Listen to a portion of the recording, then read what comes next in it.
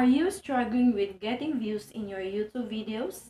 Well, in this video, I'm going to teach you on how to use the Tubebuddy YouTube SEO tools to find high-ranking keywords so that your video will rank on YouTube search results and you can get views while you sleep. Hi everyone! Welcome back to my YouTube channel. My name is Gumera, and in this channel, I'm going to share with you the best tips to grow your business here on YouTube.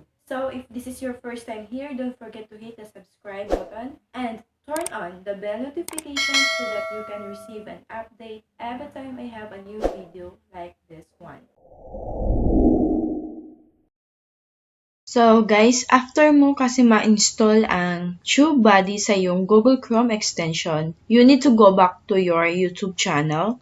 And then makikita mo itong tab na to, the TB, which is for the Tubebuddy. And then you need to link your YouTube channel account here sa Tubebuddy. Hindi ko siya ituturo step by step in this video. Anyway, you can check it sa mga another YouTube videos naman sa YouTube. There's a lot of tutorial kung paano i-install ang Tubebuddy. Because I want to get to the point agad kung paano mo gamitin ang Tubebuddy to find keywords that will rank on YouTube search result. So, you need to click this one, tapos ito, this one, and click mo siya, and then lalabas tong window na to, and then makikita mo dito yung YouTube channel name mo, tapos yung license. As of now, yung account type ko is starter, which means hindi pa ako nagbayad ng monthly kay Tubebuddy or hindi pa ako nag-upgrade into paid subscription. Anyway, sa free account, madami ka namang makukuha ng mga information. And you can see here mga menus, dito yung sa tab and also here. So, dito tayo sa tools and makikita mo dito sa tools yung Keyword Explorer. So, ito yung i-click natin. Click mo itong Launch Keyword Explorer now.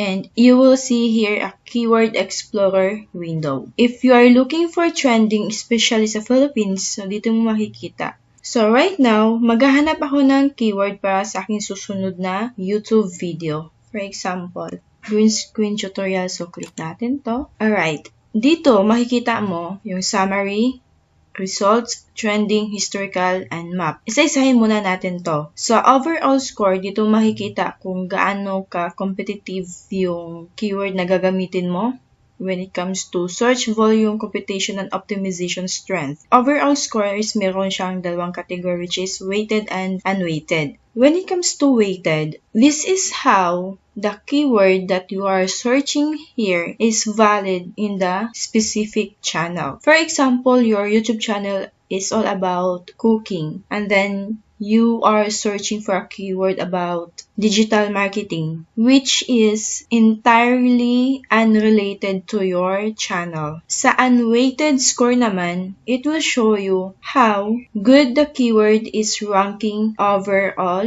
based on search volume and competition that is not related to your YouTube channel. My recommendation for you is to aim for the overall score na 50 up. So if that keyword like this one is lower than 50, so do not target that keywords. Instead, you need to look for another keywords. Right now, I see keywords that have a 55 over 100 na score. And the next thing na titingnan mo is yung sa search volume nito. You need to aim for a good and excellent na search volume. So right now, I have a poor search volume and I can make a little twist on this keyword para mag-increase yung search volume niya. And then for the competition, focus on less or fair competition. Ito yung tandaan mo sa score analysis. You must have a keyword that have a high search volume and dito sa good and then excellent, but have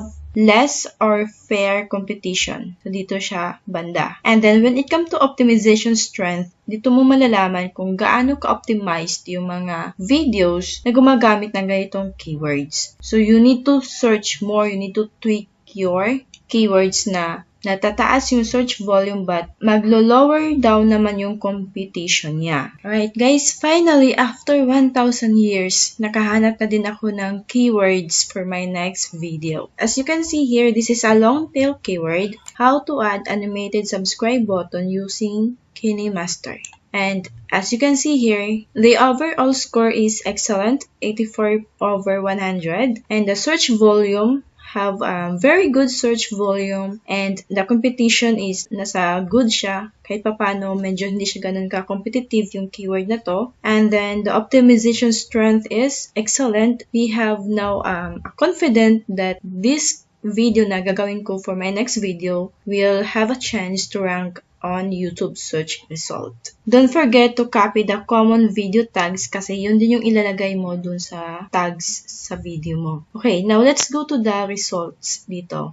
Let us see kung aling channel yung nag-rank sa ganitong keywords. This keywords is hindi pa siya ganun ka-competitive as of now kasi yung total search results niya is nasa 24,000 na videos, and these are the videos that you are going to compete with this kind of keywords, as you can see here. If you get value from this video, hit that like button, comment down below your biggest aha moment. And if you want to learn more on how to get views in your YouTube videos, I have here another video that will teach you my 5 tips on how to get more views on your videos. And I will see you on my next video.